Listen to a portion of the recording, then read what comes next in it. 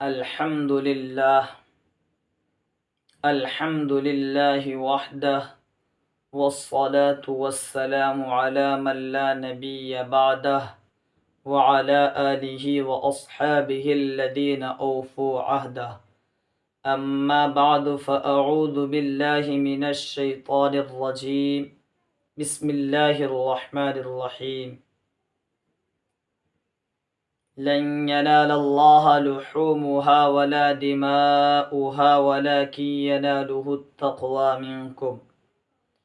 عن جابر رضي الله عنه قال: خرجنا مع رسول الله صلى الله عليه وسلم مهلين بالحج، فأمرنا رسول الله صلى الله عليه وسلم أن نشترك في الإبل والبقر كل سبعة منا في بدنة. رواه الإمام الهمام المسلم في صحيحه. صدق الله العلي العظيم وبلغنا رسوله النبي الأمي الكريم ونحن على ذلك لمن الشاهدين والشاكرين والحمد لله رب العالمين. اللهم صل على محمد وعلى آل محمد كما صليت على إبراهيم وعلى آل إبراهيم إنك حميد مجيد. اللهم بارك على محمد وعلى آل محمد كما باركت على إبراهيم وعلى آل إبراهيم إنك حميد مجيد. محترم و مکرم معزز ناظرین کرام و حضرات سامعین عظام، آج کی اس ویڈیو اور اس مجلس کے اندر ہم احکام قربانی کے سلسلے کی ایک کڑی، قربانی کے جانوروں کے اندر شرکا کی تعداد کے سلسلے میں بات کریں گے. یعنی قربانی کے جانوروں میں شرکا کی تعداد کے سلسلے میں علماء اہل السنت والجماعت احناف کا موقف اور ان کے موقف پر دلیل کیا ہے. اسی طرح سے قربانی کے جانوروں کے اندر شرکا کی تعداد کے سلسلے میں غیر مقلدین کا موقف اور ان کے موقف پر دلیل کیا ہے، اور غیر مقلدین کی طرف سے پیش کیے جانے والے دلائل کا علماء اہل السنت والجماعت احناف کی طرف سے جوابات کیا ہیں. انشاء اللہ تبارک و تعالی ہم ان تمام شقوں کے اوپر اس ویڈیو اور اس مجلس کے اندر بات کریں گے. بہر کیف قربانی کے جانوروں کے شرکا کے تعداد کے سلسلے میں علماء اہل السنت والجماعت احناف کا موقف کیا ہے. تو یاد رکھیں،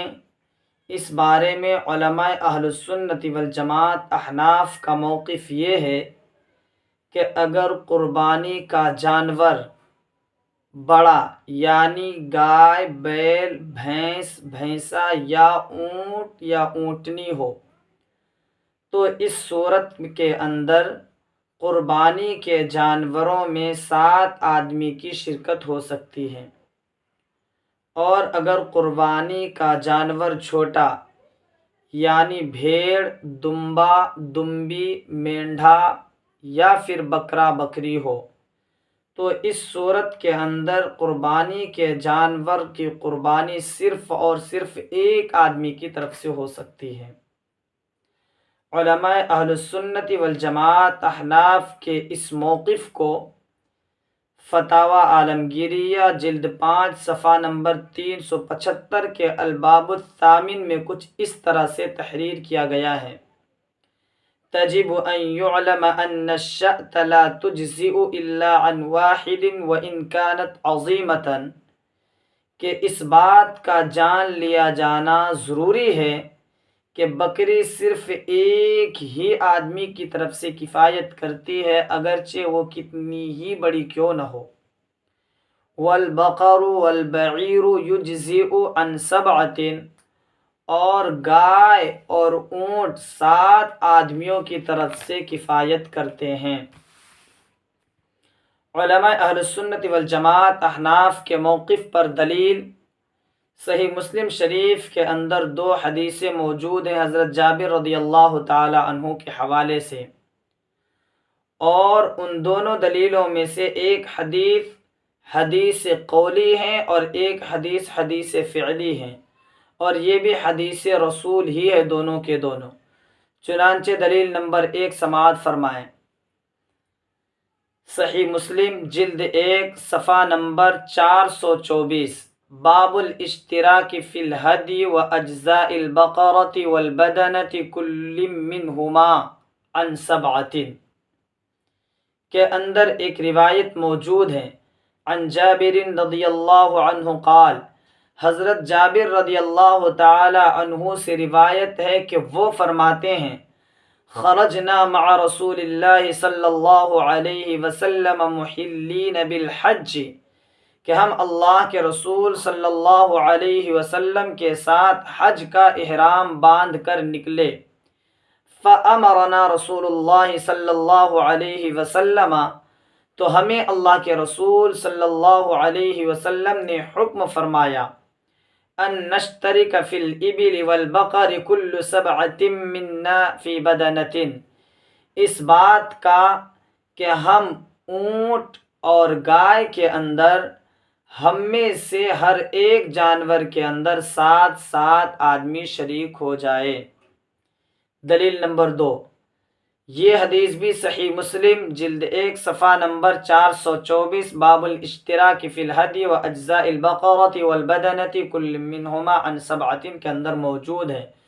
اور اس حدیث کے راوی بھی حضرت جابر رضی اللہ تعالی عنہ ہی ہیں۔ بس فرق یہ ہے کہ اوپر والی حدیث قولی تھی، اور اب جو دوسری دلیل لا رہا ہوں یہ حدیث فعلی ہے۔ عن جابر رضی اللہ عنہ قال،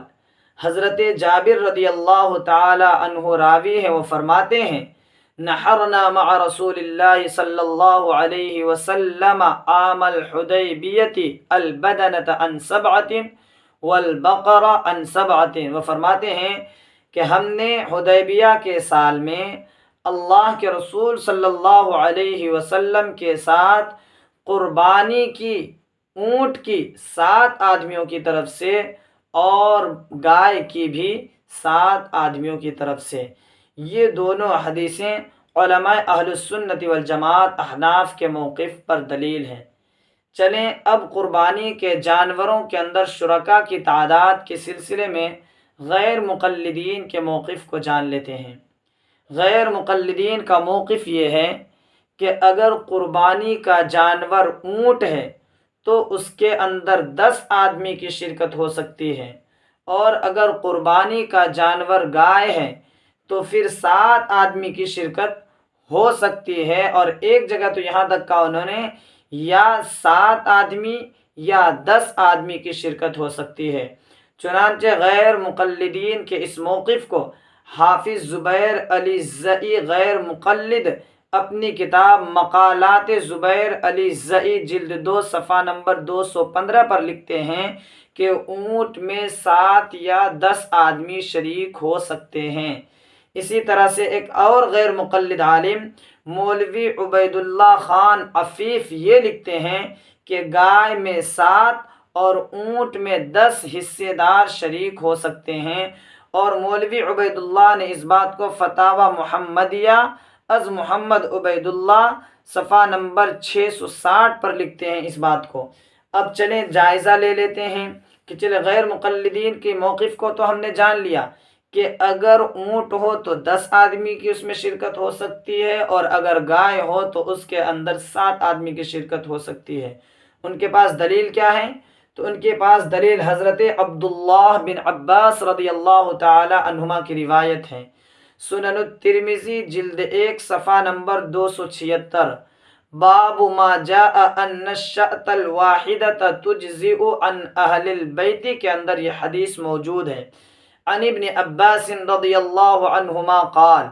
حضرت عبداللہ بن عباس رضی اللہ تعالی عنہما فرماتے ہیں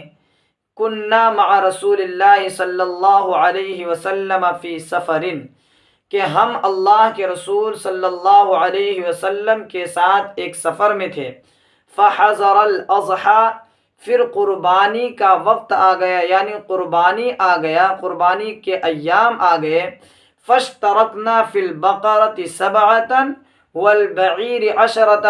تو ہم نے گائے کے اندر ہم میں سے 7 آدمیوں نے شرکت کی اور اونٹ کے اندر 10 آدمیوں نے شرکت کی۔ یہ غیر مقلدین کے موقف پر یہ حدیث دلیل ہے۔ اب آئیں ہماری طرف سے اس کا جواب سنیں۔ پہلی بات تو یہ یاد رکھیں کہ ہماری طرف سے جواب یہ ہے کہ دیکھیں، اللہ کے نبی صلی اللہ علیہ وسلم سے 2 طرح کی حدیث مروی ہے۔ ایک حدیث ہے حدیث جابر، اور دوسری حدیث ہے حدیث ابن عباس۔ حدیث جابر جو ہمارے ہم اہل سنت والجماعت احناف کے موقف کی دلیل ہے،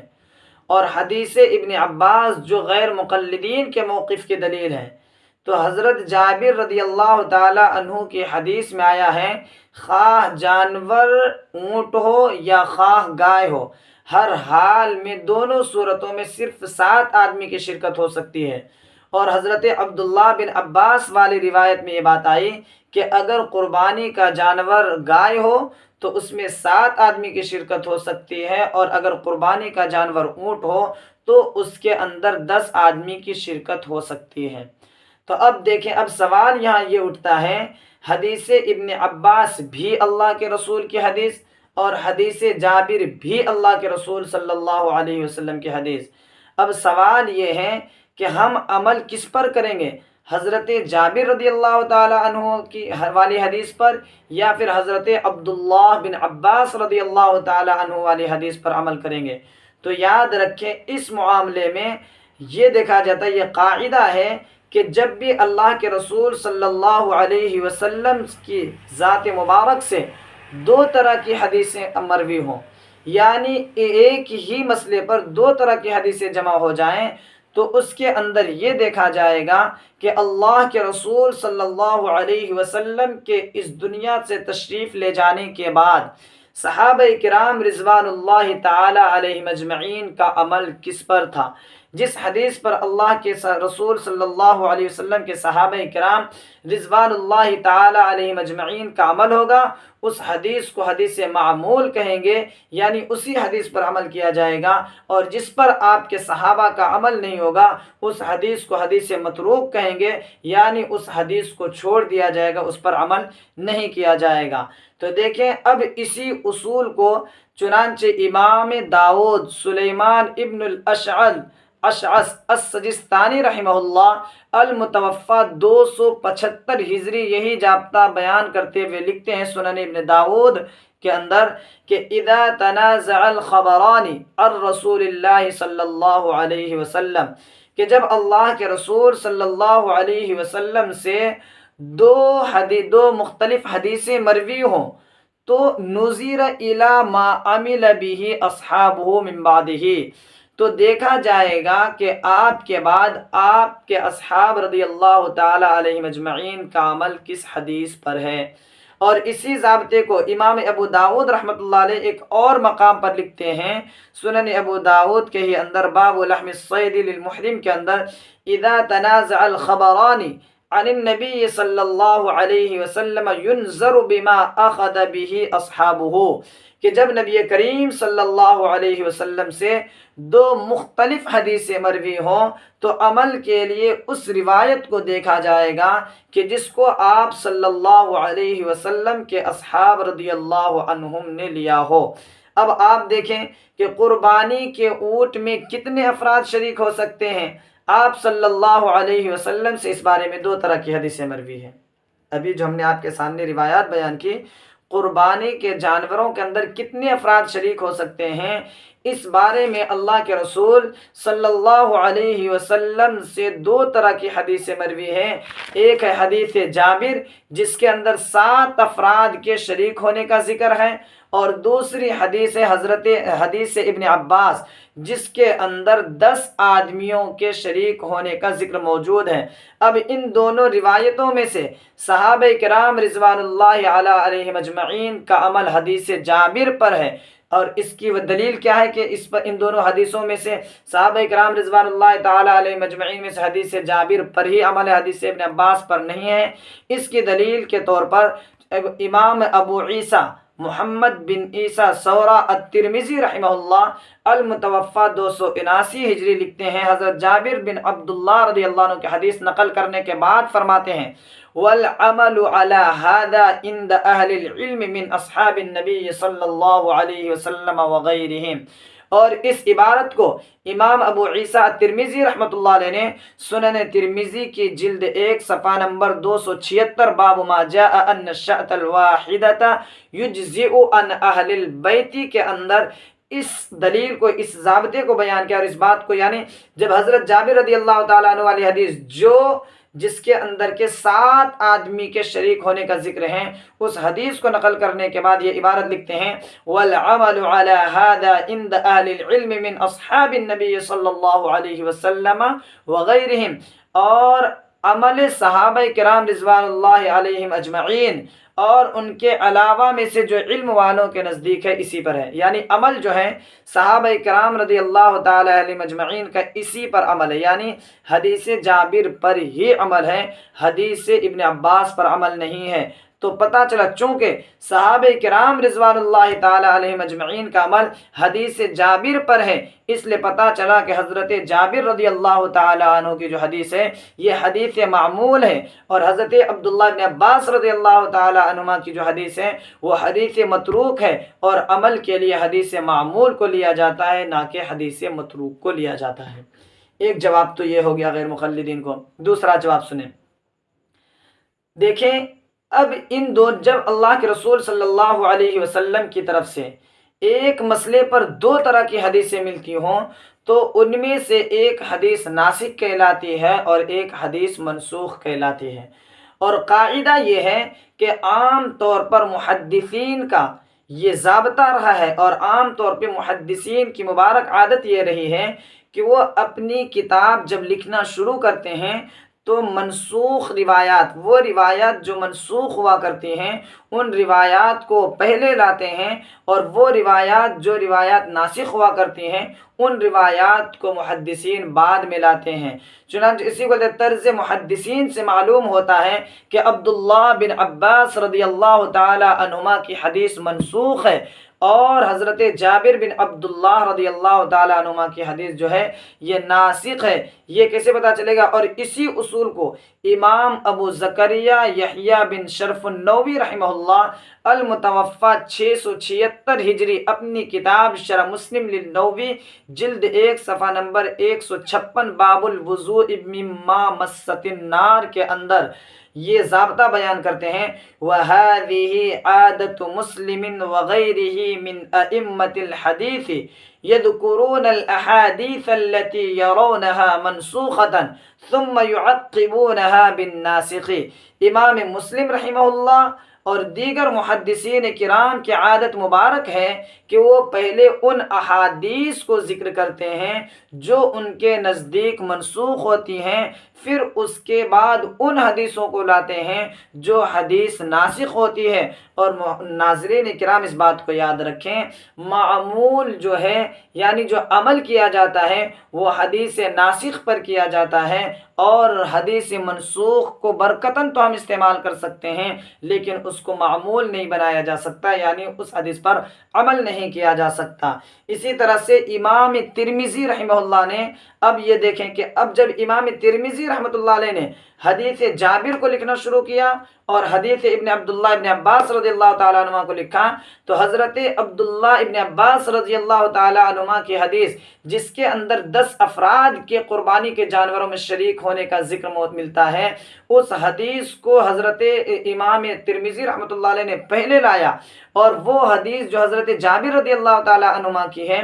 اور اس حدیث کے اندر 7 افراد کے شرکت کرنے کا ذکر ملتا ہے، اس حدیث کو امام ترمذی رحمۃ اللہ علیہ نے بعد میں لایا۔ پتہ چلا کہ امام ترمذی رحمۃ اللہ علیہ کے نزدیک بھی حضرت عبداللہ بن عباس والی روایت منسوخ ہے اور حضرت جابر بن عبداللہ والی روایت ناسخ ہے۔ لہٰذا اب جب ناسخ، اور میں نے پہلے بتایا کہ جب عمل کرنے کی باری آئے گی تو ہم ناسخ پر عمل کریں گے نہ کہ منسوخ پر عمل کریں گے۔ اس سے بھی پتہ چلا کہ حضرت عبداللہ بن عباس رضی اللہ تعالی عنہما کی حدیث کو چھوڑ دیا جائے گا کیونکہ وہ حدیث منسوخ ہے، اور حضرت جابر بن عبداللہ والی جو حدیث ہے ان کو لیا جائے گا، یعنی اس حدیث پر عمل کیا جائے گا کیونکہ وہ حدیث ناسخ ہے۔ اور ضابطہ ہے کہ جب ایک مسئلے پر دو طرح کی حدیثیں آ جائیں تو ایک مسئلے پر دو طرح کی حدیثیں آ جائیں تو ہم دیکھیں گے ان دونوں حدیثوں میں سے کون ناسخ ہے اور کون منسوخ ہے۔ جو ناسخ ہوگا اس پر ہم عمل کریں گے، جو منسوخ ہوگا ان کو برکتاً تو ہم ان کی تلاوت کریں گے، اس کو پڑھیں گے، لکھیں گے، لیکن اس پر عمل نہیں کیا جائے گا کسی بھی صورت میں۔ اس کے بعد آئیں جواب نمبر 3 کہ ابھی آپ کو ہم نے بتا دیا کہ غیر مقلدین کا موقف یہ ہے کہ اونٹ کے اندر 7 آدمی کی شرکت ہو سکتی ہے قربانی کے سلسلے میں، اور گائے کے اندر جو ہے معاف کیجیے گا، علماء اہل سنت والجماعت احناف کا موقف ہے کہ قربانی کا جانور اونٹ ہو یا پھر گائے ہو، ہر حال میں دونوں صورتوں میں دونوں جانوروں کے اندر 7 ہی آدمی کی شرکت ہو سکتی ہے، اس سے زیادہ کی شرکت نہیں ہو سکتی ہے۔ اور غیر مقلدین کا موقف یہ ہے کہ اگر اونٹ کا جانور گائے ہو تب تو صرف 7 آدمی، لیکن اگر غیر مقلدین کے نزدیک اگر قربانی کا جانور اونٹ ہو تو اس کے اندر 10 آدمی کی شرکت ہو سکتی ہے۔ اس کے 2 جواب آپ نے ملاحظہ فرما لیے کہ کسی بھی طرح حضرت عبداللہ بن عباس رضی اللہ تعالی عنہما کی حدیث پر عمل نہیں کیا جائے گا۔ اس کا تیسرا جواب سنیں، حضرت عبداللہ بن عباس رضی اللہ تعالی عنہما کی جو حدیث ہے وہ ہے حدیث فعلی، اور جو حضرت جابر بن عبداللہ رضی اللہ تعالی عنہما کی جو حدیث میں نے سب دلیل نمبر 1 میں پڑھی علماء اہل سنت والجماعت احناف کے موقف پر، وہ ہے حدیث قولی۔ اور ضابطہ ہے کہ جب ایک مسئلے پر 2 طرح کی حدیث آ جاویں اور ان دونوں حدیثوں میں سے ایک حدیث فعلی ہوں اور دوسری حدیث قولی ہوں تو اس صورت کے اندر ضابطہ یہ ہے کہ ترجیح جو ہوگی وہ حدیث قولی کو ہوگی، اور جس حدیث کو مرجوح قرار دیا جائے گا وہ حدیث فعلی ہوگا۔ چنانچہ اس ضابطے اور اصول کو امام ابو زکریا یحییٰ بن شرف النووی رحمہ اللہ المتوفیٰ 676 ہجری اپنی کتاب شرح مسلم للنووی باب تحریم نکاح المحرمی کے اندر اس اصول کو کچھ اس طرح سے تحریر فرماتے ہیں: انه تعارض القول والفعل والصحیح حینئذ عند الاصولیین ترجیح القول، کہ یہاں قول اور فعل میں تعارض ہے، یعنی ایک حدیث جو ہے حضرت جابر ہے ان کے اندر یہ بتایا گیا کہ 7 آدمی کی شرکت ہو سکتی ہے، اور ایک حدیث حضرت عبداللہ بن عباس کے جس کے اندر یہ اس بات کا ذکر ملتا ہے کہ قربانی کے جانور میں 10 آدمی کی شرکت ہو سکتی ہے۔ اب جب ہم نے ان کو دیکھا تو حضرت جابر والی جو حدیث ہے وہ حدیث قولی ہے، اور حضرت عبداللہ بن عباس رضی اللہ تعالی عنہما والی جو حدیث ہے وہ حدیث فعلی ہے۔ اور یہاں ضابطہ ہے کہ جب ایک مسئلے پر 2 حدیثیں ٹکرا جاویں اور ایک حدیث کچھ کہتی ہو دوسری حدیث کچھ کہتی ہو تو ترجیح اس حدیث کو دی جائے گی جو حدیث قولی ہوگی، اور مرجوح اس حدیث کو قرار دیا جائے گا جو حدیث فعلی ہوگی۔ چنانچہ حضرت جابر بن عبداللہ رضی اللہ تعالی عنہما والی جو عبارت ہے حدیث ہے وہ حدیث قولی فَأَمَرَنَا رسول اللہ صلی اللہ علیہ وسلم، کہ ہمیں اللہ کے رسول صلی اللہ علیہ وسلم نے حکم فرمایا ان نشترک فی الابل والبقر، کہ ہم شریک ہو جائیں اونٹ اور گائے کے اندر کل سبعۃ منا فی بدنۃ، کہ ہم میں سے ہر ایک جانور کے اندر 7 آدمی شریک ہو جائیں۔ اس بات کا اللہ کے رسول صلی اللہ علیہ وسلم نے حکم فرمایا، یعنی قول سے فرمایا، جبکہ حضرت عبداللہ بن عباس رضی اللہ تعالی عنہ کی روایت میں آتا ہے فاشترکنا فی البقرۃ 7 والبعیرۃ 10، کہ ہم نے شرکت کی، یعنی حضرت عبداللہ بن عباس کہتے ہیں کہ ہم اللہ کے رسول صلی اللہ علیہ وسلم کے ساتھ سفر میں تھے اور عید کا موقع آیا، اور اس موقع سے ہم میں سے جو ہے 7 آدمی گائے کے اندر شرکت کی ہم میں سے، اور 10 آدمیوں نے شرکت کی جا کر کے اونٹ کے اندر۔ تو یہ دیکھیں کہ حضرت عبداللہ بن عباس رضی اللہ تعالی عنہما والی جو حدیث ہے وہ ہے حدیث فعلی، اور حضرت جابر رضی اللہ تعالی عنہما کی جو حدیث ہے وہ ہے حدیث قولی۔ اور ضابطہ ہے کہ جب بھی ایک مسئلے میں تعارض ہو جائے یعنی ٹکراؤ ہو جائے دو حدیثوں کا، تو جو ان میں سے حدیث قولی ہوگی ان کو ترجیح حاصل ہوگی، اور جو حدیث فعلی ہوگی ان کو مرجوح قرار دیا جائے گا۔ تو یہاں بھی کچھ اسی طرح سے ہے، اسی کو کہا انہ تعارض القول والفعل والصحیح حینئذ عند الاصولیین ترجیح القول، یہاں قول اور فعل میں تعارض ہے، اور اصولیین کے نزدیک صحیح موقف یہ ہے کہ ترجیح قول کو ہوتی ہے، یعنی صحیح قول جو ہے وہ ترجیح قولی، جو قولی حدیث ہوگی اس کو ترجیح ہوگی۔ اب اس مسئلے میں ایک طرف صرف فعلی حدیث ہے، جبکہ دوسری طرف فعلی اور قولی دونوں حدیثیں ہیں، یعنی جو علماء اہل سنت والجماعت احناف کے موقع پر ہم نے دلیل پیش کی ہے، ہم نے حدیث قولی بھی پیش کی ہے اور حدیث فعلی بھی پیش کی ہے، جبکہ 7 آدمیوں کی شرکت کے سلسلے میں جو غیر مقلدین اپنے موقع پر دلیل بنا کر پیش کرتے ہیں وہ حدیث صرف اور صرف فعلی ہے، لہٰذا قولی ہونے کی وجہ سے ہماری حدیث جابر رضی اللہ تعالیٰ عنہما کی حدیث کو ترجیح حاصل ہوگی، لہٰذا ان کی حدیث کو اس وقت یہ چھوڑ دیا جائے گا۔ آگے دیکھیں، اس کے بعد فائدے کے طور پر ایک بات سمجھیں کہ قربانی کے بڑے جانور یعنی اونٹ، گائے اور بھینس میں زیادہ سے زیادہ 7 افراد کی شریک ہو سکتے ہیں، شرکت ہو سکتی ہے، لیکن اس سے کم شریک ہونا چاہے، مثلا کسی جانور کے اندر یعنی گائے، اونٹ، بھینس وغیرہ میں 2 آدمی شرکت کرنا چاہیں، یا پھر اسی طرح سے 3 آدمی، 4 آدمی، 5 آدمی، 6 آدمی شریک ہونا چاہیں تو بولتے اس میں بھی کوئی دقت کی بات نہیں ہے، زیادہ سے زیادہ 7 آدمی شریک ہو سکتے ہیں۔ اگر کسی جانور کے اندر 7 کے بجائے 6، 6 کے بجائے 5، 5 کے بجائے 4 وغیرہ بھی اگر بڑے جانور میں شرکت کرنا چاہیں تو بولتے ہیں کوئی مسئلہ نہ دارت، اس میں کوئی دقت کی بات نہیں ہے۔ اس صورت میں بھی جتنے بھی شرکا ہوں گے، یعنی 2 ہوں گے تو 2 کی صحیح ہو جائے گی، 3 ہوگی تو 3 کے، اور 4 ہوں گے تو 4 کی صحیح ہو جائیں گے۔ چنانچہ جتنے افراد شریک ہوں گے اتنے حصوں میں گوشت تقسیم کیا جائے گا، یعنی اگر جانور بڑا ہے اور 4 آدمی نے شرکت کی تو 4 حصے میں تقسیم کیا جائے گا، 5 لوگوں نے شرکت کی تو 5 حصے میں تقسیم کیا جائے گا، 2 آدمی نے شرکت کی تو 2 میں، اور 3 آدمی نے شرکت کی تو 3 حصے میں اس کے گوشت کو تقسیم کر دیا جائے گا۔ ہاں لیکن اتنا خیال ضرور رکھا جائے کہ کسی بھی حصے دار کا حصہ 7ویں حصے سے کم نہ ہو، یعنی اگر 2 آدمی نے شرکت کی تو ایک آدمی کا حصہ تو مثال کے طور پر مان لیجئے کہ 5.5 حصہ ہے،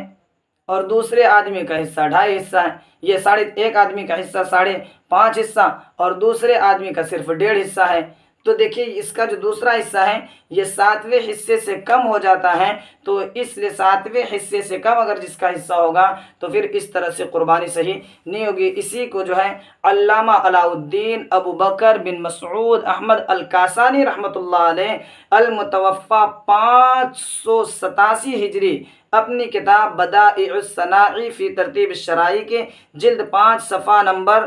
1070 کتاب التضحیہ فصل و اقامت الواجب کے اندر تحریر فرماتے ہیں، وہ یہ ہے کہ ولا یجوز بعیر واحد، اور جائز ہے ایک اونٹ، ولا بقرۃ واحدۃ، اور ایک گائے، ان اکثر من 7، 7 سے زیادہ کی طرف، 7 سے زیادہ، معاف کیجیے گا، ولا یجوز بعیر واحد ولا بقرۃ واحدۃ ان اکثر من 7، فرماتے ہیں کہ ایک گائے اور ایک اونٹ اور ایک گائے 7 سے زیادہ کی طرف سے جائز نہیں ہے، ایک گائے اور ایک اونٹ 7 سے زیادہ کی طرف سے جائز نہیں ہے، وَيَجُوزُ ذَلِكَ عَنْ 7، اور وہ یعنی گائے اور اونٹ 7 کی طرف سے جائز ہے، او اقل من ذَلِكَ، اور 7 سے کم کی طرف سے بھی جائز ہے، وَلَا شَكَّ فِي جَوَازِ بَدَنَةٍ او بَقَرَةٍ أَنْ أَقَلَّ مِنْ 7، اور کوئی شک نہیں ہے اونٹ اور بکرے، اونٹ اور گائے کے جائز ہونے میں 7 آدمیوں کی طرف سے اور 7 آدمیوں کے کم کی طرف سے بھی کوئی شک نہیں، اس لیے کہ بِإِنِ اشْتَرَكَ 2 أو 3 أو 4 أو 5 أو 6 فِي بَدَنَةٍ أو بَقَرَةٍ، اس لیے کہ اس طور پر کہ اگر شرکت کی 2 شخص نے یا 3 شخص نے یا 4 شخص نے یا 5 شخص نے یا 6 شخص نے ایک اونٹ کے اندر یا ایک گائے کے اندر، تو لِأَنَّهُ لَمَّا جَازَ السُّبُعُ، تو اس لیے کہ وہ جائز ہے، 7واں حصہ تک ہے، لیکن اگر فَالزِّيَادَةُ، جب 7واں حصہ جائز ہے تو فَالزِّيَادَةُ اولیٰ، بس اگر 7ویں حصے سے زیادہ کوئی شخص کرتا ہے یعنی کم میں کرتا ہے تو یہ بھی جائز ہوگا بطور اولا۔ اسی کا وَسَوَاءٌ انفقت الانصباء فی القدر او اختلفت بأن يكون لأحدهم النصف وللآخر الثلث وللآخر السدس بعد أن لا ينقص عن السبع،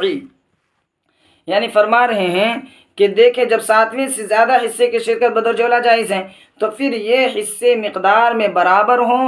یا بعض زیادہ ہوں اور بعض کم ہوں، دونوں صورتیں درست ہیں۔ کمی زیادتی کی صورت یہ ہوگی کہ جیسے ایک شریک کا آدھا حصہ ہو، دوسرے شریک کا تیسرا حصہ ہو اور تیسرے شریک کا چھٹا حصہ ہو، لیکن شرط یہی ہے کہ کسی بھی شریک کا 7ویں حصے سے کم حصہ نہ ہو، یعنی 7ویں حصے سے کم حصہ ہوگا تو پھر قربانی جائز نہیں ہوگی۔ ابھی تو ناظرین آپ نے قربانی کے جانوروں کے اندر شرکاء کی تعداد کے سلسلے میں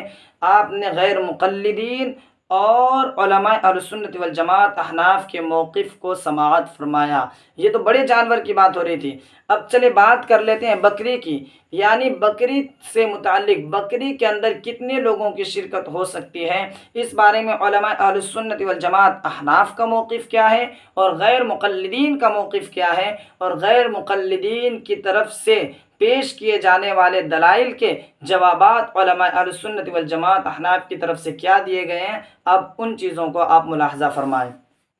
چنانچہ بکری سے متعلق اہل سنت والجماعت احناف کا موقف، تو یاد رکھیں اگر قربانی کا جانور بھیڑ، بکری، دمبا، دمبی ہو تو صرف اور صرف ایک آدمی کی طرف سے کفایت کرتی ہے، یعنی ایک بکری کے اندر صرف اور صرف ایک ہی آدمی کی قربانی ہو سکتی ہے، اس کے علاوہ دوسرے آدمی کی قربانی اس کے اندر جائز نہیں ہے۔ اور علماء اہل سنت والجماعت احناف کے اس موقف کو فتاوی عالمگیریہ جلد 5 صفحہ نمبر 375 کے الباب الثامن کے اندر کچھ اس طرح سے تحریر کیا گیا ہے: یجب ان يعلم ان الشاة لا تجزئ الا عن واحد وان كانت عظيمة، لکھا ہے کہ یہ بات جان لینی چاہیے کہ بکری صرف ایک ہی آدمی کی طرف سے کفایت کرتی ہے اگرچہ وہ بڑی ہی کیوں نہ ہو۔ اب اس کے اوپر دلیل سمجھے علماء اہل سنت والجماعت احناف کے موقف پر۔ دلیل نمبر 1 عن ابن عباس اور یہ دلیل موجود ہے سنن ابن ماجہ، سنن ابن ماجہ 226 نمبر کتاب الاضاحی، باب کم یجزئ من الغنم عن البدنۃ، یہ باب ہے، اور سنن ابن ماجہ کے اندر یہ روایت موجود ہے عن ابن عباس رضی اللہ عنہما عن النبی صلی اللہ علیہ وسلم اتاہ رجل فقال، کہ حضرت عبداللہ بن عباس رضی اللہ تعالی عنہما راوی اس بات کے کہ نبی کریم صلی اللہ علیہ وسلم کے پاس ایک شخص آیا اور اس نے کہا ان علی بدنۃ وانا موسر بها ولا اجدها فاشتریها، فامره النبی صلی اللہ علیہ وسلم ان یبتاع 7 شیات فیذبحہن، وہ فرماتے ہیں کہ وہ شخص آیا اور اس نے عرض کیا کہ مجھ پر ایک بڑے جانور یعنی اونٹ یا گائے واجب ہو چکا ہے، ایک جانور یعنی اونٹ یا گائے کی قربانی واجب ہو چکی ہے اور میں مالدار ہوں، وَأَنَا مُوسِرٌ بِهَا، اور میں مالدار ہوں، وَلَا أَجِدُهَا، لیکن بات یہ ہے کہ مجھے بڑا جانور مل نہیں رہا ہے، میں بڑا جانور پا نہیں رہا ہوں کہ میں اسے خرید لوں، فَأَشْتَرِيهَا، کہ میں اس کو خرید سکوں، یعنی مجھ پر جو ہے ایک بڑے جانور کی قربانی واجب ہے، اور حال یہ ہے کہ میرے پاس پیسے بھی ہیں، میں مالدار بھی ہوں، لیکن عجیب بات یہ ہے کہ ہم کو بڑا جانور مل ہی نہیں رہا کہ میں اس کو خرید لوں، تو اب میں کیا کروں؟ تو آپ صلی اللہ علیہ وسلم نے فرمایا کہ 7 بکریاں خرید لو۔ فَأَمَرَهُ النَّبِيُّ صلی اللہ علیہ وسلم، اللہ کے نبی صلی اللہ علیہ وسلم نے ان کو حکم فرمایا ان یبتاع 7 شیات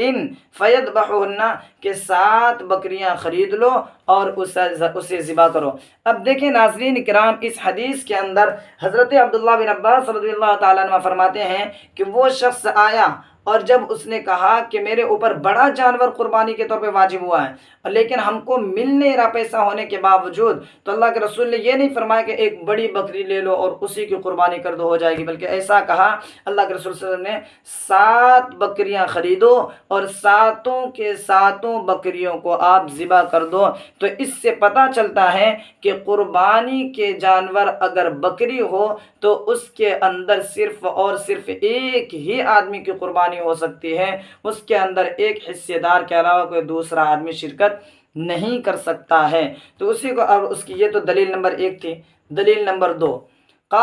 دلیل نمبر 2 اعلاء السنن کے اندر جو ہے، اعلاء السنن کے اندر علامہ ظفر عثمانی رحمۃ اللہ علیہ جلد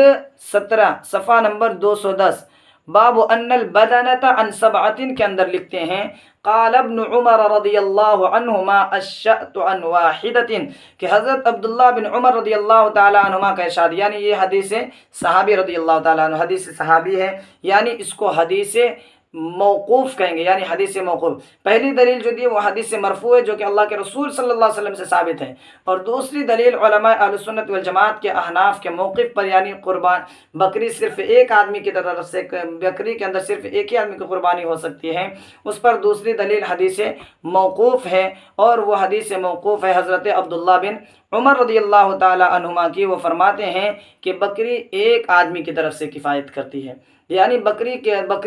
کی قربانی صرف ایک ہی آدمی کی طرف سے ہو سکتی ہے، بکری کے اندر کسی دوسرے کی شرکت نہیں ہو سکتی۔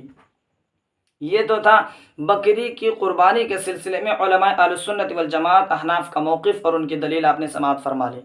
آگے چلتے ہیں، اب غیر مقلدین کے موقف کو ہم جانتے ہیں۔ غیر مقلدین کا موقف یہ ہے کہ بکری میں سارے کے سارے گھر والے شریک ہو سکتے ہیں، اور اس موقف کو غیر مقلدین کی کتاب الحدیث شمارہ نمبر 55 کے صفحہ نمبر 55 پر یہ بات لکھی ہوئی ہے کہ غیر مقلدین کا موقف یہ ہے کہ اگر قربانی کا جانور بکری ہے تو قربانی سارے گھر والوں کی طرف سے کافی ہو جائے گی، جبکہ اہل سنت والجماعت احناف کا موقف یہ ہے کہ بکری اگر قربانی کے جانور میں ہم ذبح کرتے ہیں تو وہ صرف اور صرف ایک آدمی کی طرف سے کفایت کرے گی، اس کے اندر کوئی دوسرا حصے دار شریک نہیں ہو سکتا۔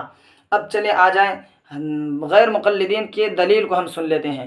غیر مقلدین دلیل یہ دیتے ہیں کہ سنن الترمذی کے اندر، سنن الترمذی جلد 1 صفحہ نمبر 276 باب ما جاء ان الشأۃ الواحدۃ تجزئ عن اہل البیت کے اندر حضرت عطا بن یسار رضی اللہ تعالیٰ عنہ کی حدیث موجود ہے۔ وہاں پر حضرت عطا بن یسار یہ جو ہے یہ ایک تابعی ہیں، وہ فرماتے ہیں ان عطا ابن یسار، حضرت عطا بن یسار کہتے ہیں سألت ابا ایوب الانصاری رضی اللہ عنہ، کہ میں نے حضرت ابو ایوب انصاری رضی اللہ تعالی عنہ سے پوچھا کیف کانت الضحایا علی عہد رسول اللہ صلی اللہ علیہ وسلم،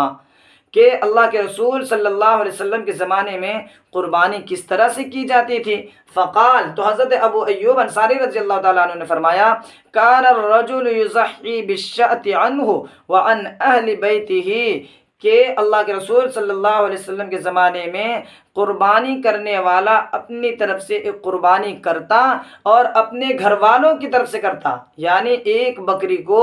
اپنی طرف سے بھی کرتا اور اپنے گھر والوں کی طرف سے کرتا، وَيَأْكُلُونَ، اور پھر وہ خود قربانی کرنے والے بھی اس کو کھاتے، وَيُطْعِمُونَ، اور گھر والوں کو بھی کھلاتے، حَتَّى تَبَاهَا النَّاسُ فَصَارَتْ كَمَا تَرَى، یہاں تک کہ لوگ فخریہ اس طرح سے کرنے لگے جیسا، اور پھر ایسا ہو گیا جیسا کہ تم دیکھ رہے ہو۔ اور اب دیکھیں اس حدیث کے اندر حضرت ابو ایوب دلیل اس طرح سے دیتے ہیں، استدلال کرتے ہیں غیر مقلدین کہ حضرت ابو ایوب انصاری رضی اللہ تعالیٰ عنہ فرماتے ہیں کہ بابا انہوں نے کہا کہ قربانی کرنے والا قربانی اپنی طرف سے عنہ و وعن اہل بیتی، یعنی اپنی طرف سے بھی کرتے اور اپنے گھر والوں کی بھی طرف سے کرتے۔ معلوم ہوا کہ ایک بکری کی قربانی تمام گھر والوں کی طرف سے کافی۔ یہ ایک پہلی دلیل۔ دوسری دلیل ہے غیر مقلدین کی، جو السنن الکبریٰ للبیہقی باب الرجل یضحی عن نفسه وعن اہل بیتہ کے اندر موجود ہیں۔ وہ فرماتے کہ عن ابی سریحۃ الغفاری حذیفۃ بن اسید رضی اللہ عنہ قال، حضرت ابی سریحہ غفار حذیفہ بن اسید رضی اللہ تعالیٰ عنہ فرماتے ہیں، کان اہل البیت یضحون بالشأۃ فالآن یبخلنا جیراننا۔ وہ فرماتے ہیں کہ پہلے گھر والے یعنی اہل البیت گھر والے قربانی کرتے تھے بکری کی، پس اب ہم کو ہمارے پڑوسی بخیل کہنے لگے، یعنی ہمیں تانا دینے لگے۔ اصل ترجمہ اس کا یوں سنیں، حضرت ابو سریحہ رضی اللہ تعالیٰ عنہ فرماتے ہیں کہ پہلے ایک گھر والے ایک یا دو بکریوں کی قربانی کیا کرتے تھے، ایک یا دو بکریوں کی قربانی کیا کرتے تھے، اور اب حالت یہ ہے کہ ایسا کرنے پر ہمارے پڑوسی ہمیں بخیل سمجھتے ہیں، ہمیں بخیل کہتے ہیں، یعنی تانا دیتے ہیں، کیا بات ہے بھائی ایک یہ کرتے ہیں۔ تو اب یہ دلیل دے دی، آپ نے سن لیا کہ غیر مقلدین کا موقف یہ ہے کہ ایک بکری کی قربانی سارے گھر والوں کی طرف سے کافی ہے، جبکہ اہل السنت والجماعت احناف کا موقف یہ ہے کہ ایک بکری کی قربانی صرف اور صرف ایک آدمی کی طرف سے ہو سکتی ہے۔ اور سامعین و ناظرین، آپ نے غیر مقلدین کے بھی دو دلیلوں کو سماعت کیا اور اہل السنت والجماعت احناف کے بھی دو دلیلوں کو آپ نے سماعت کیا۔ لہٰذا اب چلیں اہل السنت والجماعت احناف نے غیر مقلدین کے پیش کردہ دلائل کے جوابات کیا دیے ہیں، ان کو دیکھتے ہیں۔ جواب نمبر 1، ان دونوں حدیثوں کے اندر جو حضرت عطا بن یسار نے کہا، یعنی حضرت ابو ایوب انصاری رضی اللہ تعالیٰ عنہ کے حوالے سے، اور اسی طرح سے حضرت ابو سریحہ نے جو کہا کہ گھر والے شرکت ہوتے تھے، تو ہماری طرف سے جواب یہ ہے کہ اندر جو اس میں جو اشتراک ہے، یہ اشتراک فی الاضحیہ مراد نہیں ہے، یا اشتراک فی التضحیہ مراد نہیں ہے، بلکہ اندر اشتراک فی اللحم مراد ہے، یعنی وہ لوگ شریک تو ہوتے تھے مگر قربانی میں نہیں بلکہ گوشت کے اندر شریک ہوتے تھے۔ اسی کو اس طرح سے لکھا جاتا ہے، مراد اشتراک فی اللحم ہے، یعنی ذبح تو ایک آدمی کرتا تھا جس پر قربانی واجب ہوتی تھی، یعنی ایک آدمی ایسا آدمی ذبح کرتا تھا جس پر قربانی واجب ہوتی تھی، اور اس کا گوشت سارے کے سارے گوشت والے گھر والے کھاتے تھے۔ اور اسی بات کو امام محمد بن حسن الشیبانی رحمہ اللہ المتوفی 186 ہجری اپنی کتاب مؤطا امام محمد صفحہ نمبر 282 باب یجزئ من الضحایا ان اکثر من واحد کے اندر جو ہے اس طرح سے تحریر فرماتے ہیں، کان الرجل یکون محتاجا فیذبح الشاة الواحدة یضحی بها عن نفسه۔ وہ فرماتے ہیں کہ ایک شخص محتاج ہوتا تھا، ایک ہی بکری ذبح کرتا، قربانی تو وہ اپنی طرف سے کرتا، یضحی بها عن نفسه، قربانی تو وہ اپنی طرف سے کرتا، فیأکل ویطعم اہلہ، لیکن کھانے میں اپنے ساتھ گھر والوں کو بھی شریک کرتا تھا، یعنی خود بھی کھاتا تھا، ویطعم اہلہ، فیأکل، وہ خود کھاتا تھا، اپنی قربانی کے جانور کو اپنی طرف سے کرتا اور پھر اس کو خود کھاتا، ویطعم اہلہ، اور اپنے گھر والوں کو بھی کھلاتا۔ فَأَمَّا شَأْةٌ وَاحِدَةٌ تُذْبَحُ عَنْ اثْنَيْنِ أَوْ ثَلَاثَةٍ أُضْحِيَّةٍ فَهَذِهِ لَا يُجْزِئُ وَلَا يَجُوزُ شَأْةٌ إِلَّا عَنِ الْوَاحِدَةِ۔ جہاں تک ایک بکری کا معاملہ ہے تو وہ 2 یا 3 آدمیوں کی طرف سے کفایت نہیں کرتا۔ خود امام محمد رحمۃ اللہ علیہ فرماتے وَلَا يُجْزِئُ، اور فرما رہے کہ یہ جو اشتراک ہے، قربانی جس شخص پر واجب ہوتا وہ خود قربانی کرتا اور وہ خود بھی کھاتا اور اپنے گھر والوں کو بھی کھلاتا، لیکن جہاں تک بات رہی کہ ایک بکری کی معاملہ جو ہے تو وہ 2 یا 3 آدمیوں کی طرف سے کفایت نہیں کرتی بلکہ صرف اور صرف ایک ہی شخص کی طرف سے وہ ہوتی تھی اور اس سے زیادہ کی طرف سے نہیں ہوتی تھی۔ اور اسی بات کو التعلیق الممجد علی مؤطا الامام محمد کے اندر صفحہ نمبر 282 باب ما یجزئ من الضحایا یا ان اکثر من واحد کے اندر جو ہے علامہ عبدالحی لکھنوی المتوفی 1204 ہجری لکھتے ہیں انہ محمول علی ما اذا كان الرجل محتاجا الى اللحم او فقیرا لا یجب علیہ الاضحیۃ، اس کا مطلب یہ ہے کہ ایک شخص کو گوشت کی ضرورت ہوتی یا پھر وہ فقیر ہوتا اور قربانی اس پر واجب نہیں ہوتی تھی، لا یجب علیہ الاضحیۃ، اور اس پر قربانی واجب نہیں ہوتی تھی، فیذبح الشاة الواحدۃ عن نفسہ، تو وہ شخص ایک بکری کو اپنی طرف سے ذبح کرتا، فیذبح الشاة الواحدۃ عن نفسی، تو ایک بکری کو اپنی طرف سے ذبح کرتا، وَيُطْعِمُ اللَّحْمَ أَهْلَ بَيْتِهِ، اور گوشت اپنے گھر والوں کو کھلاتا، او یشرکہم فی الثواب، یا پھر ان کو ثواب میں، یا پھر اپنے گھر والوں کو ثواب میں شریک کرتا، فذالک جائز، پس یہ جائز ہے، فاما الاشتراک فی الشاة الواحدۃ،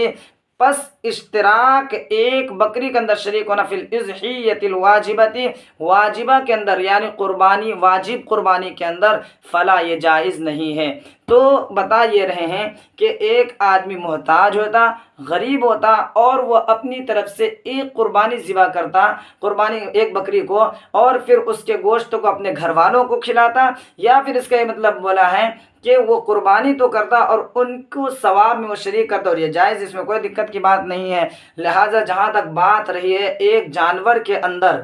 کئی آدمیوں کی شرکت کی، تو یاد رکھیں ایک کو بکری کے اندر صرف اور صرف ایک ہی آدمی کی قربانی ہو سکتی ہے، ایک سے زیادہ آدمی کی قربانی نہیں ہو سکتی ہے۔ یہ جواب تھا ہمارا۔ اور یہیں پر ایک بات اور سمجھیں کہ اس کا جو جواب دیا گیا ہے، علامہ ظفر احمد عثمانی رحمۃ اللہ علیہ نے اس کا جواب بڑی تفصیل سے دیا ہے، لیکن میں آپ کے سامنے زیادہ یہ نہیں کروں گا۔ یوں فرما رہے علامہ ظفر احمد عثمانی رحمۃ اللہ علیہ المتوفی 1396 ہجری، اپنی کتاب اعلاء السنن جلد 17 صفحہ نمبر 211 پر تحریر فرماتے ہیں، وَأَمَّا قَوْلُ أَبِي أَيُّوبَ الْأَنصَارِيَّ، یعنی اللہ حضرت، اور بہرحال حضرت ابو ایوب انصاری رضی اللہ تعالیٰ عنہ کا قول، کان الرجل فی عہد النبی صلی اللہ علیہ وسلم، کہ اللہ کے رسول صلی اللہ علیہ وسلم کے زمانے میں، یضحی بالشاة عنہ وعن اہل بیتہ، کہ قربانی کرتے تھے اپنی طرف سے اور اپنے گھر والوں کی طرف سے، حتی تباہ الناس، یہاں تک کہ لوگ فخر کرنے لگے۔ یہ والا قول حضرت ابو ایوب انصاری رضی اللہ تعالیٰ عنہ کا،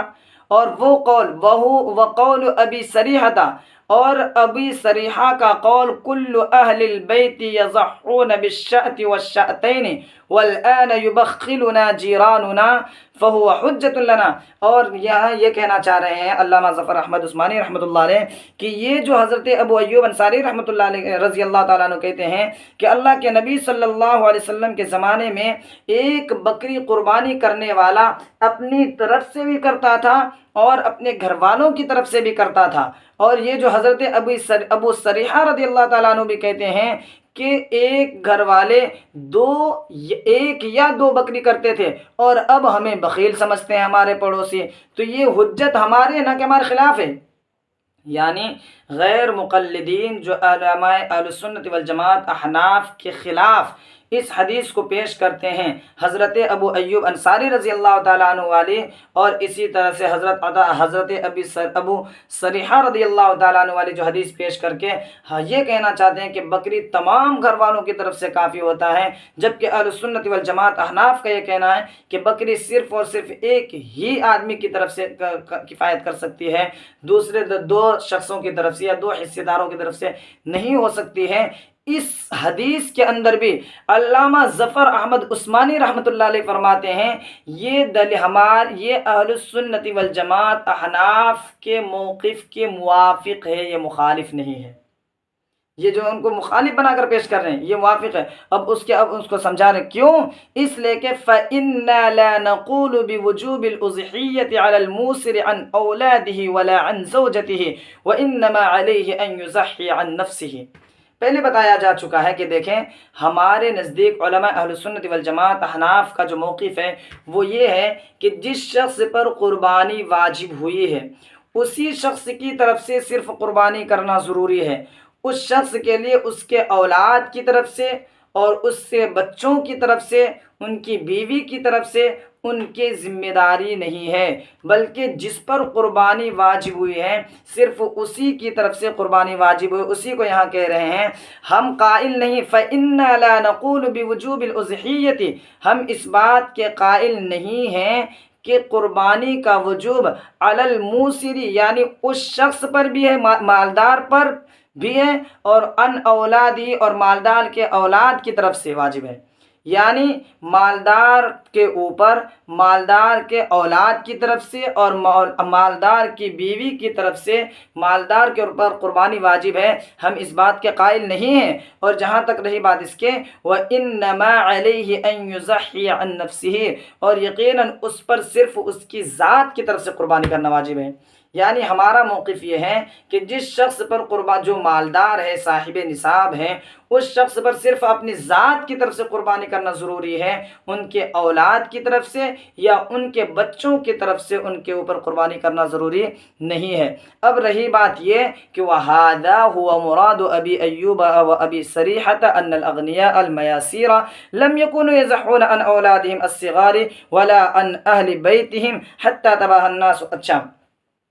اب آگے یہ کہہ رہے ہیں حضرت علامہ ظفر عثمانی رحمۃ اللہ علیہ، رہی بات یہ کہ حضرت ابو ایوب انصاری رضی اللہ تعالیٰ عنہ اور حضرت ابو سریحہ رضی اللہ تعالیٰ عنہ جو کہتے ہیں کہ بھائی ایک آدمی جب قربانی کرتا تو وہ اپنی طرف سے بھی کرتا تھا اور اپنی اولاد کی طرف سے بھی کرتا تھا، لہٰذا قربانی مکمل کے جو یہ استدلال کر رہے ہیں۔ اور اسی طرح سے ابو سریحہ نے جو کہا کہ بھائی کہ وہ جو ہیں کبھی ایک بکری اور کبھی 2 بکری ذبح کرتے تھے، اس کی وجہ یہ ہے کہ وَلَوْ كَانَ ذَلِكَ لِلْإِشْتِرَاكِ لَمْ يَكُنْ حَاجَةً، کہ اگر ایک بکری کئی آدمی کی طرف سے کافی ہو جاتی، یعنی سارے گھر والوں کی طرف سے ایک بکری کی قربانی کافی ہوتی، تو حضرت ابو سریحہ کو شاتن اور شاتین کہنے کی کیا ضرورت تھی؟ جب ایک بکری کی قربانی کافی تھی تو پھر 2 بکری کرنے کی کیا ضرورت؟ اس کی کوئی ضرورت ہی نہیں رہتی۔ اس کی وجہ یہ ہے کہ اسی لیے وَلَوْ كَانَ ذَلِكَ لِلْإِشْتِرَاكِ لَمْ يَكُنْ حَاجَةً، تو اور اگر یہ ایسا ہوتا تو اشتراک کے لیے زائد کی ضرورت اِلَىٰ أَزْيَةَ مِنْ شَاةٍ اصلاً، تو زائد بکری کی بالکل بھی حاجت نہیں تھی، بالکل بھی ضرورت نہیں تھی، لیکن حضرت ابو سریحہ کا 2 بکری کرنا اس بات کی دلیل ہے، وہ کہنا چاہ رہے کہ ایک آدمی کی طرف سے کافی نہیں ہے غالباً۔ پھر اس کے بعد کہہ رہے وَلَكِنَّ الْيَسَارَ إِنَّمَا كَانَ لِقَيِّمِ أَهْلِ الْبَيْتِ، اس لیے کہ جو گھر کا سربراہ ہوتا ہے وہ ایک ہی ہوتا ہے، وَلَا يَكُونُ لِأَهْلِ الْبَيْتِ، اور گھر کا جو سربراہ کبھی کبھی ایک ہوتا ہے اور کبھی 2 بھی ہوتے ہیں غالباً۔ تو فَلِأَجَلِ ذَلِكَ، تو جب انہوں نے کہا 2 بکری تو اہل البیت یضحون بالشاة، ایک سربراہ کی طرف سے اور وہ شاة یعنی اور دوسرے سربراہ کی طرف سے، وَلَمْ يَكُونُوا يَضَحُّونَ عَنِ الصِّغَارِ وَلَا عَنِ الْكِبَارِ الْفُقَرَاءَ حَتَّى تَبَاهَوْا بِذَلِكَ فَلَا دَلِيلَ فِيهِ عَلَى إِجْزَاءِ النَّشَاطِ۔ یہ دیکھ لیا اس پر جو ہے بہت بڑا یہ ہے، یہ فرما رہے ہیں اب یہ دیکھیے ہمارا دعویٰ اس پر صرف اپنی طرف سے قربانی کرنا واجب ہے، یہی ابو ایوب انصاری اور ابو سریحہ کی مراد ہے کہ مالدار آدمی اپنی چھوٹی اولاد کی طرف سے قربانی نہیں کرتا تھا اور نہ ہی اپنے گھر والوں کی طرف سے قربانی کرتا تھا، حتیٰ کہ لوگوں نے فخر کرنا شروع کر دیا۔ اسی وجہ سے تو ابو سریحہ نے کہا ایک گھر والے 1 یا 2 بکریاں ذبح کرتے تھے، اگر یہ بات مشترک قربانی کے لیے ہوتی تو 1 بکری سے زیادہ ذبح کرنے کی ضرورت ہی نہیں، کیونکہ اس صورت میں 1 بکری کفایت کر جاتی ہے۔ لیکن مالدار تو صرف گھر کا سربراہ ہوتا ہے، اس وقت چونکہ گھر کے سربراہ 1 یا 2 ہوتے تھے، اسی وجہ سے گھر والے 1 یا 2 بکریوں کی قربانی کرتے تھے،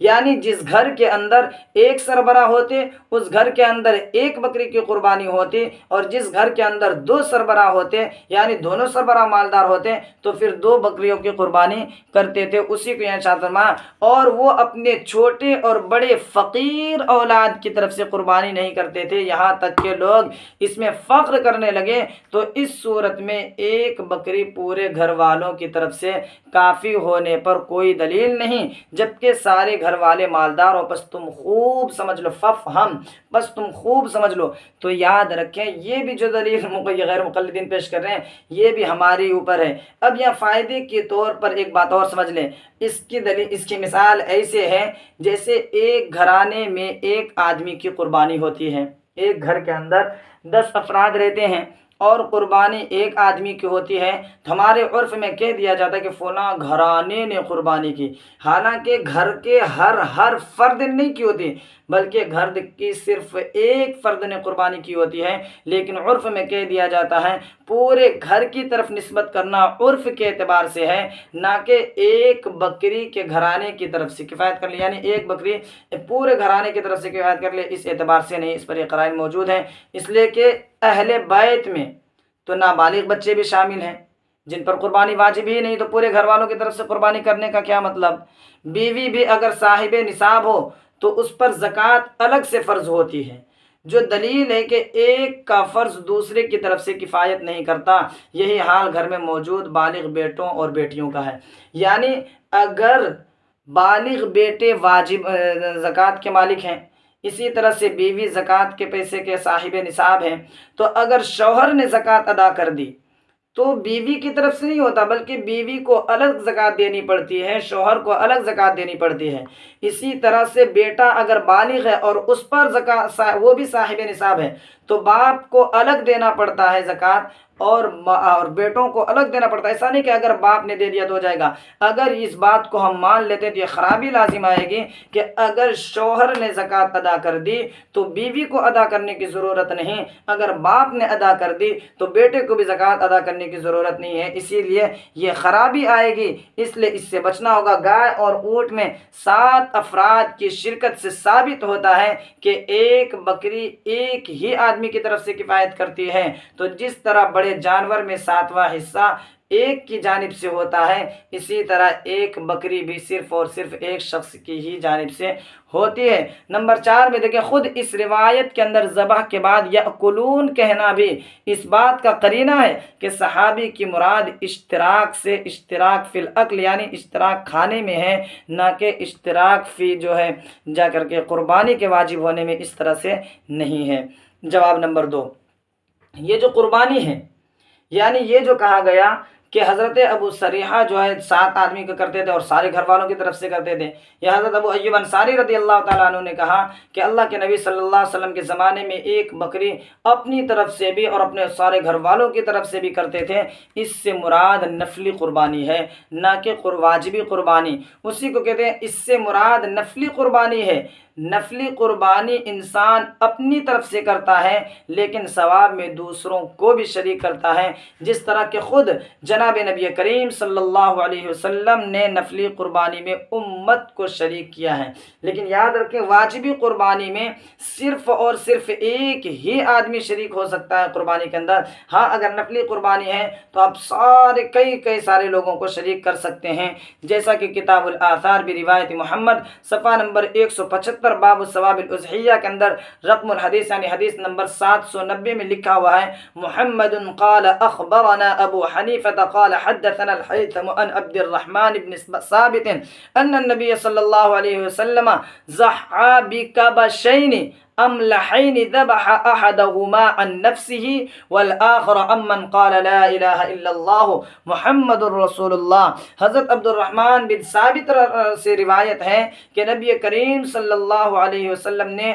2 موٹے تازے مینڈے ذبح کیے، ایک اپنی جانب سے اور ہر اس شخص کے جانب سے جس نے بھی لا الہ الا اللہ محمد الرسول اللہ پڑھا ہو۔ اور اسی کی طرف جو ہے عمدۃ القاری جلد 7 صفحہ کتاب الحج باب فمن تمتع بالعمرۃ الی الحج کے اندر امام بدر الدین محمود بن احمد بن موسیٰ العینی رحمہ اللہ المتوفی 855 لکھتے ہیں کہ وَأَمَّا مَا رُوِيَ أَنَّهُ صلی اللہ علیہ وسلم ضحى بشاة عن أمته فإنما كانت تطوعا، کہ نبی کریم صلی اللہ علیہ وسلم کے بارے میں یہ بات جو مروی ہے کہ آپ صلی اللہ علیہ وسلم نے، یہ بات جو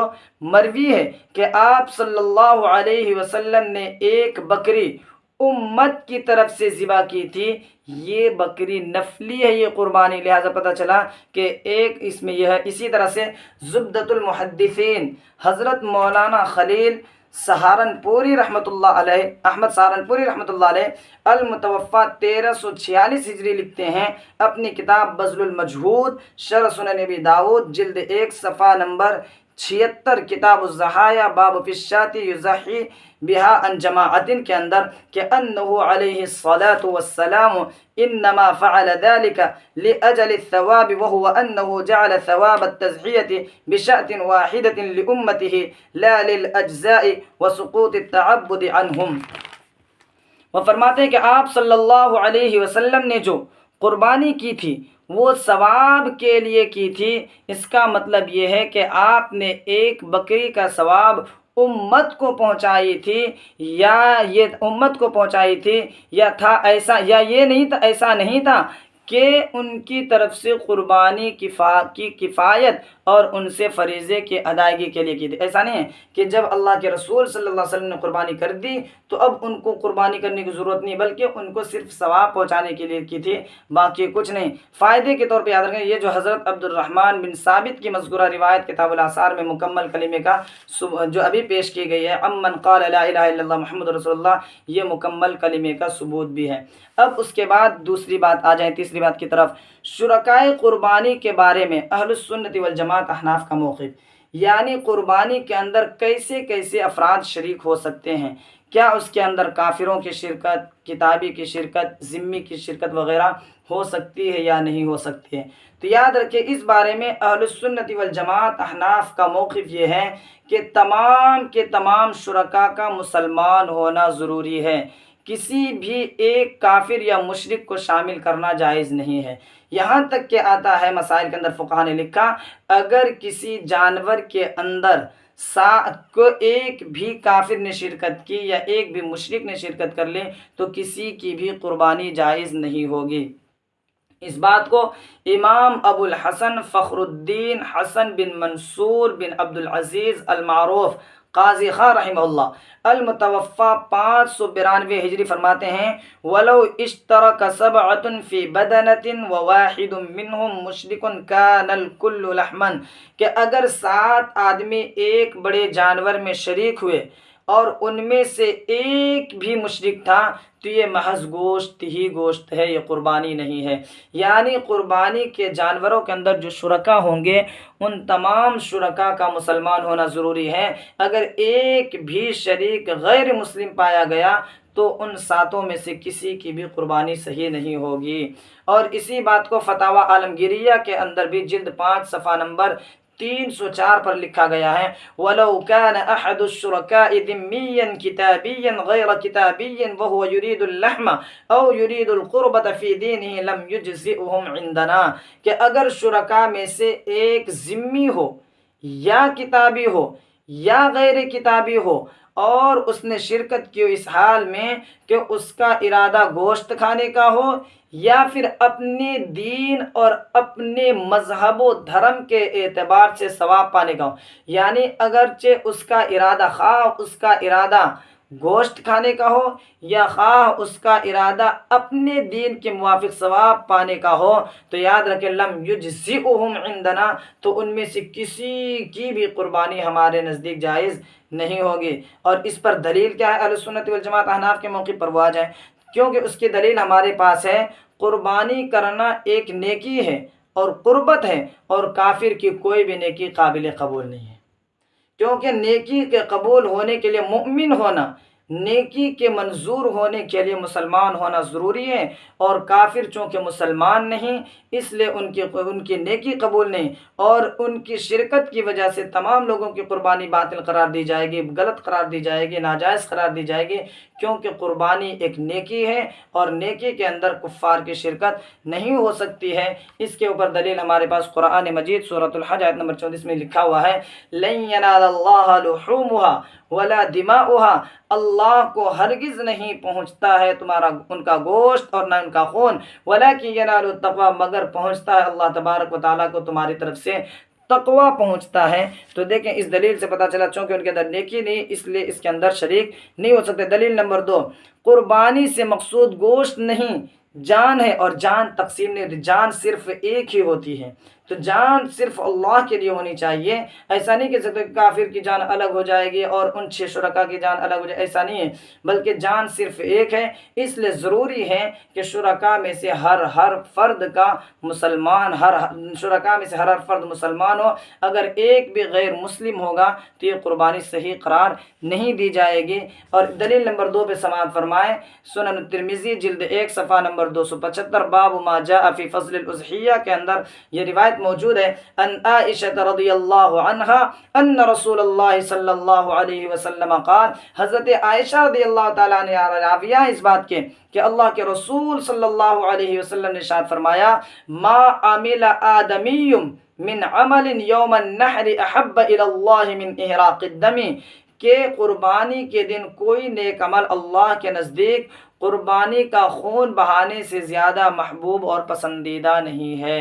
یہ تھا شرکا کے بارے میں علماء اہل سنت والجماعت احناف کا موقف۔ چلے آئیں اب دیکھتے ہیں کہ اس بارے میں غیر مقلدین کا کیا موقف ہے۔ غیر مقلدین کا موقف اس بارے میں یہ ہے کہ غیر مقلدین کے نزدیک مشرک و کافر بھی قربانی میں شریک ہو سکتا ہے، یعنی قربانی کے جانوروں کے اندر جو شرکا ہیں، ان شرکا میں سے اگر کوئی کافر بھی ہو تب بھی کوئی حرج کی بات نہیں، کوئی مشرک ہو تب بھی حرج کی بات نہیں۔ یہی غیر مقلدین کا موقف ہے، جبکہ اہل السنت والجماعت احناف کا موقف یہ ہے کہ تمام کے تمام شرکا کا مسلمان اور مؤمن ہونا ضروری ہے۔ اگر ایک بھی غیر مسلم یا غیر مؤمن ہوگا تو قربانی کسی بھی شریک کی صحیح نہیں ہوگی۔ اب غیر مقلدین کے موقف کو یہاں دیکھیں، سماعت کریں۔ غیر مقلدین کی سے ایک سوال کیا جاتا ہے، قربانی کے گائے کے حصص میں کیا کوئی بریلوی شریک ہو سکتا ہے جبکہ اس کا عقیدہ شرکیہ ہے؟ اگر اس کی شرکت جائز ہے تو مرزائی کے متعلق کیا خیال ہے؟ جواب، گائے وغیرہ، خود غیر مقلدین اس کا جواب دے رہے ہیں، گائے وغیرہ کی قربانی کے حصص میں بریلوی عقیدے کا شخص شامل ہو سکتا ہے، اس میں بظاہر کوئی قباحت نظر نہیں آتی، کیونکہ اس کے عقیدے کی خرابی شرکا کے حصص کی حلت پر اثر انداز نہیں ہو سکتی، جبکہ وہ بھی قربانی سنت یا واجب سمجھ کر ہی کرتا ہے۔ کسی حدیث میں یہ صراحت نہیں ملتی کہ منافقین مدینہ کو مسلمانوں کی قربانی میں شریک نہ کیا گیا ہو۔ جب منافقین کی شرکت ہو سکتی ہے تو بریلوی عقیدہ اس سے بدتر نہیں ہے۔ باقی رہی مرزائی کی شرکت تو اس کے متعلق بھی حرام کا فتویٰ نہیں ہے، لگا سکتے ہیں، حرام کا فتویٰ نہیں لگا سکتے۔ بہرحال اگرچہ مرزائی کتاب و سنت کی روح سے کافر اور دائرہ اسلام سے خارج ہیں، مگر اس کا کفر اس کے اپنے حصے کے لیے خرابی کا سبب بن سکتا ہے، باقی لوگوں کے حصوں پر اس کے کفر کا خارج نہیں ہو سکتا۔ دیکھیں یہ جو پورا جواب دیا غیر مقلدین کا جو موقف ہے، ان کا موقف یہ ہے کہ ان کا خلاصہ سمجھے۔ ایک صاحب نے سوال کیا، کیا قربانی کے جانوروں کے اندر شرکا میں سے کسی بریلوی عقیدے کا یا ایسا بریلوی عقیدہ جس کا عقیدہ شرکیہ ہو یا پھر کسی مرزائی وغیرہ کا شامل ہونے کیا ہے؟ تو فرماتے ہیں کہ دیکھیے یہ اگرچہ کافر ہیں یا اگرچہ شرکیہ ہے تو ان کا اپنا عقیدہ خراب ہو سکتا ہے، لیکن ان کافروں کی وجہ سے، جبکہ مرزائیوں کے متعلق تو صاف ہے کہ وہ مسلمان نہیں ہیں، کافر ہیں، جبکہ بریلویوں کے متعلق ہمارا عقیدہ اس طرح سے نہیں ہے کہ وہ مسلمان نہیں ہیں، تو لیکن اس کے باوجود یہ کہتے ہیں کہ قربانی میں یہ شامل ہو سکتے ہیں۔ اسی طرح سے فتاوی علماء اہل حدیث جلد 13 صفحہ نمبر 89 پر بھی ایک جواب اور لکھا گیا ہے، جس کا خلاصہ یہ ہے کہ غیر مقلدین کی دلیل کا خلاصہ یہ ہے، چونکہ کسی حدیث میں صراحت منقول نہیں کہ منافق مدینہ کو مسلمانوں کی قربانی میں شریک نہ کیا گیا ہو، اس لیے ثابت ہوتا ہے کہ مشرکین کو اپنی قربانی میں شریک کرنا جائز ہے۔ ہم کہتے ہیں کہ غیر مقلدین دعویٰ کر رہے ہیں، یعنی ہم اہل سنت والجماعت کہتے ہیں غیر مقلدین دعویٰ کر رہے ہیں کہ مشرک کو قربانی میں شریک کیا جا سکتا ہے، تو انہیں چاہیے کہ اس کی دلیل دیں، لیکن یہ دلیل نہیں دی، یہ کہتا ہے چونکہ منافقین مسلمانوں کی قربانیوں میں شریک نہ ہونا، یعنی منافقین کا مسلمانوں کی قربانیوں میں شریک نہ ہونا یہ منقول نہیں ہے، لہٰذا شرکت جائز ہے، ہرگز دلیل قرار نہیں دی جا سکتی، اس لیے کہ اس طرز استدلال کو درست قرار دیا جائے تو اس کے خدشات لازم آئیں گے۔ مثلا نمبر 1، بعض لوگ اذان میں علی ولی اللہ و وصی رسول اللہ و خلیفتہ بلا فصل، یہ جو ہے زائد کا اضافہ کرتے ہیں، وہ اگر یہی دلیل دیں کہ چونکہ کسی حدیث میں ان الفاظ کا منع نہیں آیا ہے اس لیے یہ الفاظ کہنا درست ہے، تو کیا ان لوگوں کی اس دلیل کو قبول کرتے ہوئے غیر مقلدین اذان میں مذکورہ اضافے کو جائز قرار دیں گے؟ ظاہر سی بات ہے نہیں دیں گے، تو ان کو بھی نہیں دینا چاہیے۔ اسی طرح نمبر 2، بعض لوگ نماز جنازہ کے بعد اجتماعی طور پر ہاتھ اٹھا کر دعا مانگتے ہیں، یہ لوگ یہی دلیل دیتے ہیں کہ چونکہ کسی حدیث میں جنازے کے بعد دعا سے منع منقول نہیں، اس لیے نماز جنازہ کے بعد اجتماعی طور پر ہاتھ اٹھا کر دعا کرنا درست ہے، تو کیا ان لوگوں کی اس دلیل کو قبول کرتے ہوئے نماز جنازہ کے بعد ہاتھ اٹھا کر اجتماعی طور پر غیر مقلدین کے نزدیک درست قرار دیا جائے گا اس طرح سے دعا کرنا؟ ظاہر سی بات ہے یہ ہرگز یہ بھی نہیں ہو سکتا ہے۔ نمبر 3، یہ خرابی آئے گی کہ ایک شخص فجر کے 2 فرائض کے بجائے 3 پڑھے، ظہر کے 4 فرائض کے بجائے 6 پڑھے اور دلیل یہی دے چونکہ کسی حدیث میں زائد رکعتوں کی صراحت سے منع منقول نہیں، اس لیے رکعتوں کا یہ اضافہ جائز ہے، تو کیا اس شخص کی اس دلیل کو قبول کیا جائے گا؟ اور ظاہر سی بات ہے کہ غیر مقلدین بھی قبول نہیں کریں گے، لہٰذا غیر مقلدین کا یہ کہنا کہ قربانی کے جانوروں کے اندر شرکا میں سے کسی مشرک شخص کا شریک ہونا یا کسی کافر شخص کا شریک ہونا بھی جائز ہے، اور دلیل میں یہ پیش کرنا چونکہ منافقین مدینہ میں سے کسی مسلمانوں کے ساتھ قربانی میں شرکت نہ کرنے کی کوئی حدیث منقول نہیں ہے اس لیے جائز ہے، اس طرح کے یہ ڈھکوسلے ہیں، اس طرح کی دلیل کسی بھی صورت میں قبول نہیں ہے۔ یہ دلیل تو بس ایسی ہی ہوئی کہ کہیں کا اینٹ کہیں کا روڑا مارے گھٹنا پھوٹے سر والی دلیل ہو گئی ہے، اس لیے اللہ تبارک و تعالی ہمیں اور آپ کو صحیح موقف پر رہنے کی اور اس پر جمنے کی توفیق عطا فرماوے، اپنے علماء پر بھروسہ کرنے کی اور اعتماد کرنے کی توفیق عطا فرماوے، اور جتنے دلائل دیے گئے ہیں اور ان کی طرف سے پیش کردہ احادیث کے جوابات دیے گئے ہیں، اللہ تبارک و تعالی ہمیں اور آپ کو اس کو سمجھنے کی اور اپنے ذہن میں بٹھانے کی، پھر لوگوں تک اس کو پہنچانے کی، بلغوا عنی ولو آیا کا اپنے آپ کو مصداق بنا کر توفیق عطا فرماوے، آمین۔ اقول قولی ھذا واستغفر اللہ لی ولکم ولسائر المسلمین فاستغفروہ انہ هو الغفور الرحیم، وآخر دعوانا ان الحمد للہ رب العالمین۔